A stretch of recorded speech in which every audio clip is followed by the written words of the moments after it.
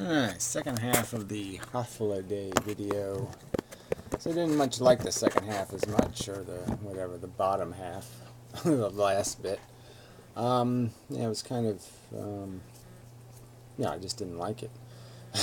Yeah, it wasn't very pleasant, especially how it ended.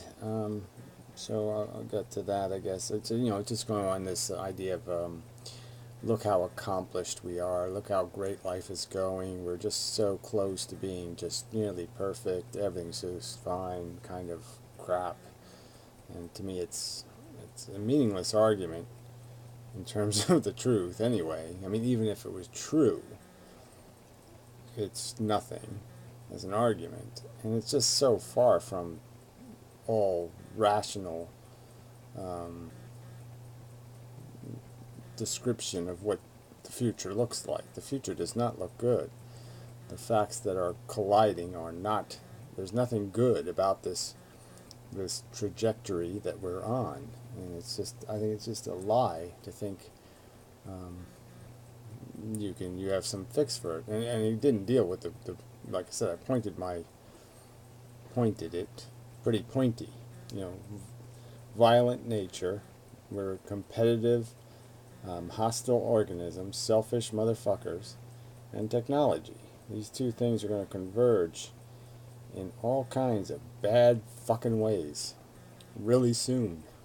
We've already seen examples of it in the real world. 9/11 wasn't nothing. It was, um, it was a, what's the word for that thing? Calling card. It was notice that this is your future times 10, and then times 100, and then times 1,000, and times a megaton or two. Anyway, get to that later. Okay, so law is made in the hard cases. He's always applying, in my opinion, again, this extremist perspective that I just don't think is necessary. I don't think it's necessary to say something as a principle doesn't work because it doesn't work for every single circumstance imaginable. I don't think you have to do that. And I think even if it's true in every single circumstance, even if it's in an absolute sense true, sometimes it's just not pleasantly argued as a truth, just because we have these other complexities to our existence. I mean, I've given the example of the rape example where you could know it's the right thing to do. If you could prevent 10 rapes by raping one woman, that the math is obvious, but it's such a violation of your nature, you might prefer just to blow everything up. You just find some way to get out of it. You don't want to have to do what life requires. If this is the deal you have to make, it's a deal with the devil. It's too ugly a circumstance um, as a as mortals, as psychologies. It's asking a little too much. Mostly, for the most part, it's a silly expectation, I guess, is my argument. Not that it isn't true, just it's expecting too much. Um, all we have to do is hit the target 90% of the time. We don't have to hit the target 100% of the time. I guess that's the argument I'm going to make. But I'm not saying you shouldn't test um, some claim of truth hard. Test it hard. Um, but don't get fanatical. If it passes the test most of the time, if the car works most of the time, it's a keeper. It doesn't have to work every single day. You can have a couple of failures, and it's still a keeper. Anyway, I need a degree. Yeah, so there was some confusion back and forth. I wasn't talking about needing a degree. You were me personally needing one for the conversation. It was just something you said, like somehow the people need to be experts to be able to do this analysis, and I don't think they need to be. I wasn't saying that you said I need to be. I was just saying that you're making a general statement that this is somehow um, implying. Maybe you didn't imply it. I read it as an implication. that there needs to be some sort of expert analysis. Is some kind of word like that you used? I don't think so. Anyway, doesn't matter. But yeah, so we'll ignore that one. There you said the rats are a bad analogy. And I'll still say, how is it a bad analogy? I don't think you've demonstrated it to be a bad analogy. It's bad analogy. Why? Because humans can sing and dance. The analogy is for the purpose of understanding that something is your possession. I could have used some other pet ownership or some other experimental thing. I'm just saying that I'm calling life a kind of an experiment. Human life, a kind of an experiment. And the truth is that now we have choice about the experiment. We as a collective have the capacity to end the experiment. It's the truth. Okay? The ability to do it is there. And all that's missing now is the will to discontinue the experiment. So it exists because we won't act to stop it. And that's why I was using rats as an analogy, is that here's something that's in your control. It involves sentient creatures' welfare. And I mean, it's a perfectly reasonable analogy. And I don't think you demonstrate how it is that you've somehow negated it as a proper or appropriate analogy. The components are there. Value is at stake. And you have to make a logical decision about whether there's a sensible explanation. I'm saying that in the rat circumstance, it was presented to you that there's nothing to be gained. The rats will run the maze. The experiment's not going to be conducted to gain any information. It won't solve anything. It won't cure anything. It won't do anything. It's just a stupid maze game that the rats are forced to run. And you can either maintain the experiment or discontinue the experiment. And I'm saying it's the same analogy for human beings. We have found out there is no function to the human experiment. It's not doing something. It's not satisfying God's will. It's just a replicating molecule. It's the manifestation of a molecule's replication 4 billion years ago under the guidance of natural selection, which is essentially benign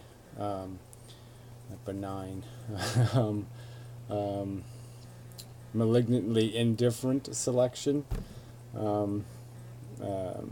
completely unfiltered, uncharacter described,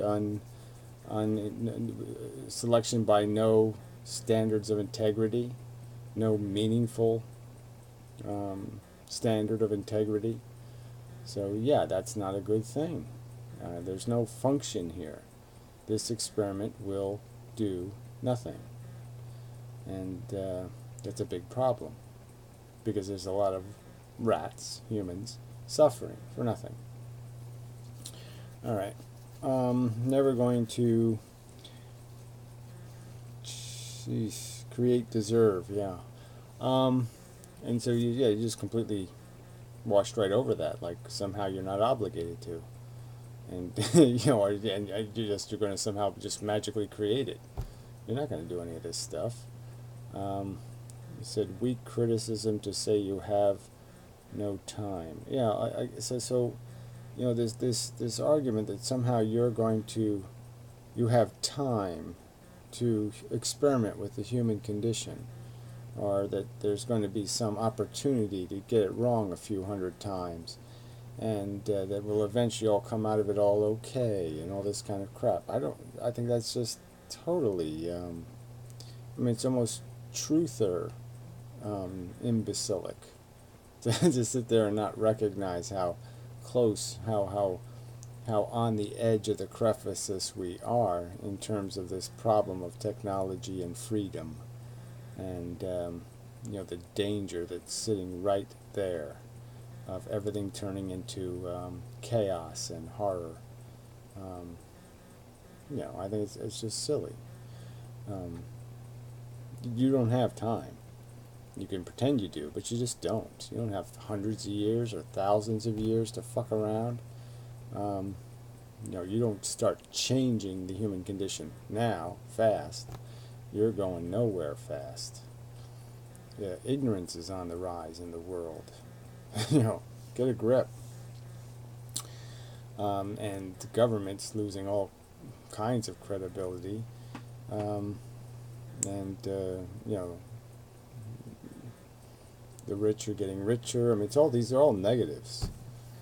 Um, and then you say, I fancy worst case scenario. So you're conceding my argument that we're basically facing a really horrible death. The human race is going to die um, thoroughly embarrassing its intelligence. It's going to die in some horrible, dragged out, torturous, nasty, horrible way.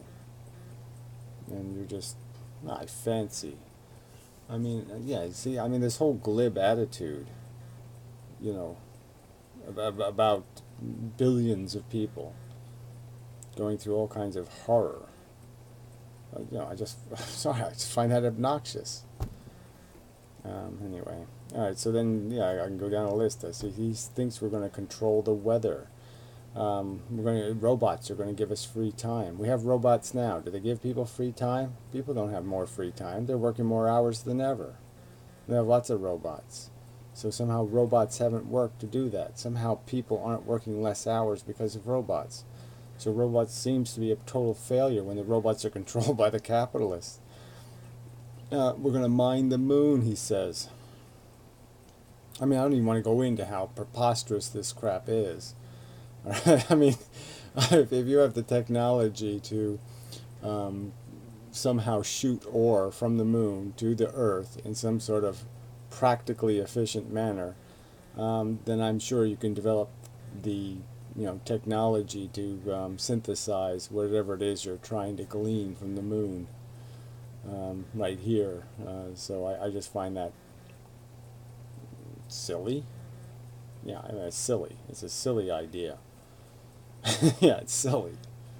Um, yeah, I'd love to be able to bet, like for the future ethalists that get paid off in the future, um, on any of this shit ever happening.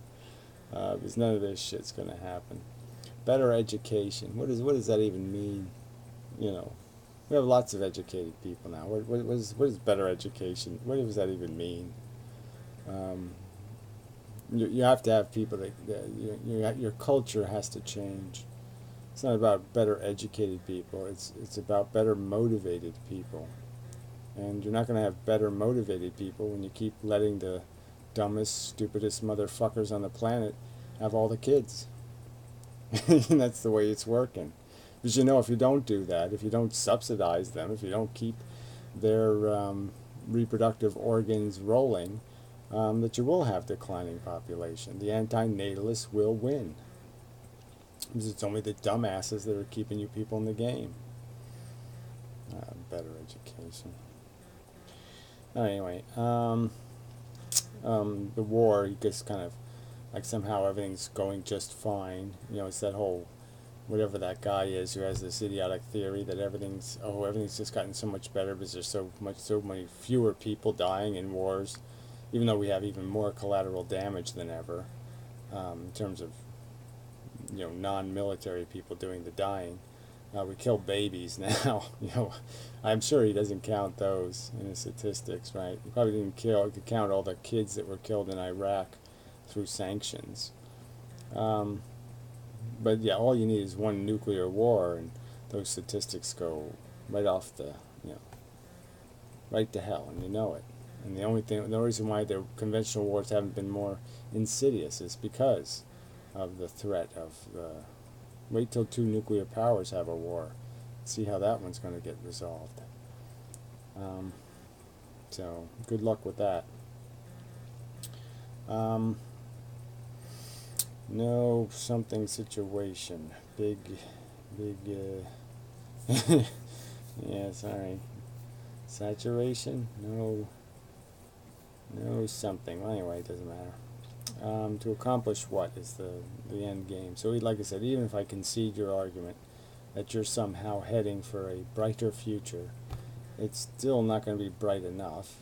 You're still not going to solve all the suffering that humans are experiencing, I'm sure.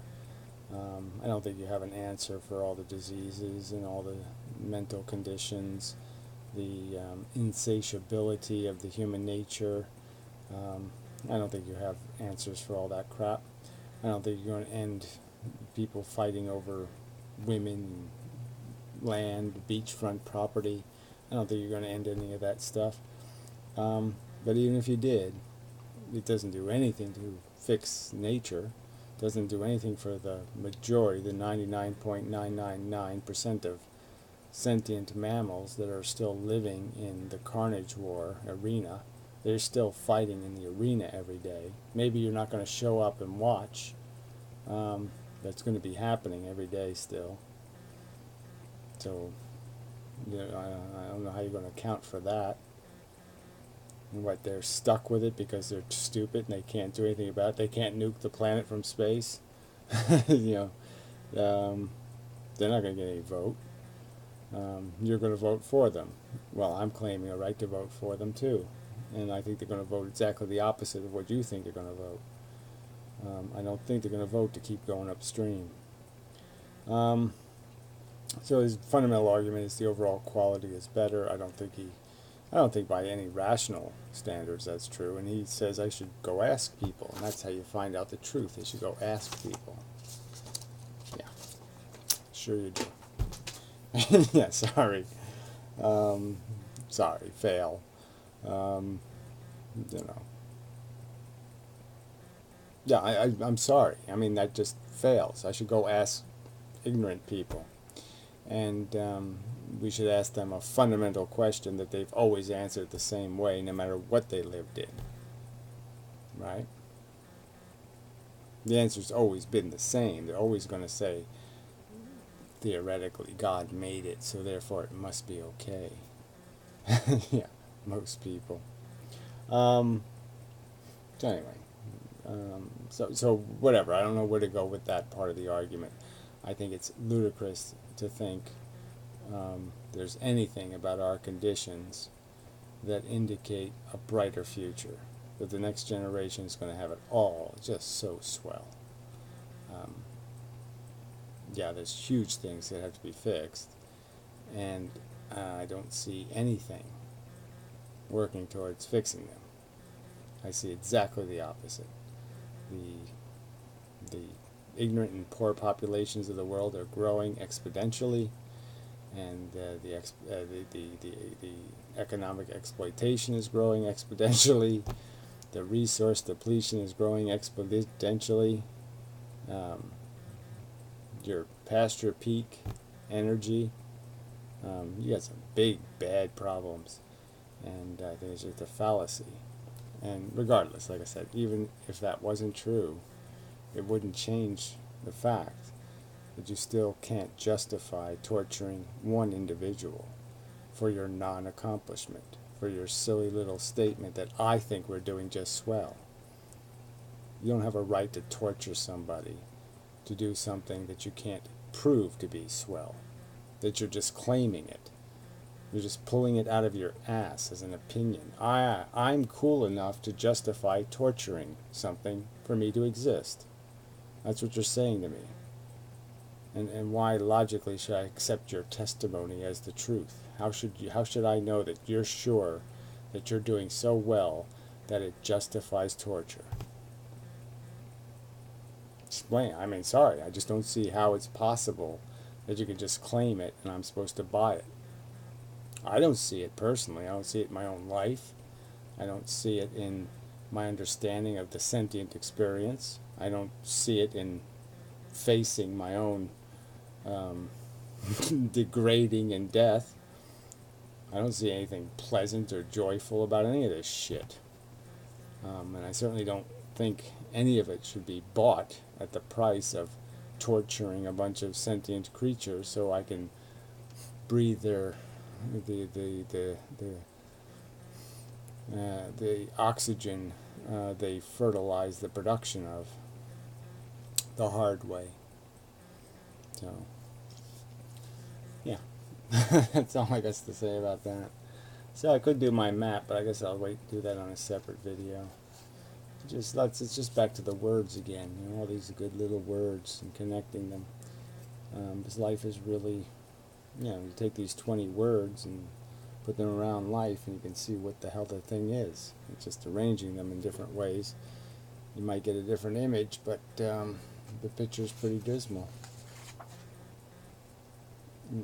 Consumption, reproduction, cannibalism, addiction. Gladiator war, for nothing. For no purpose except to satisfy a delusion in human minds. And a delusion of accomplishment. Not proven accomplishment. Just a delusion of it. Pitiful. Touch.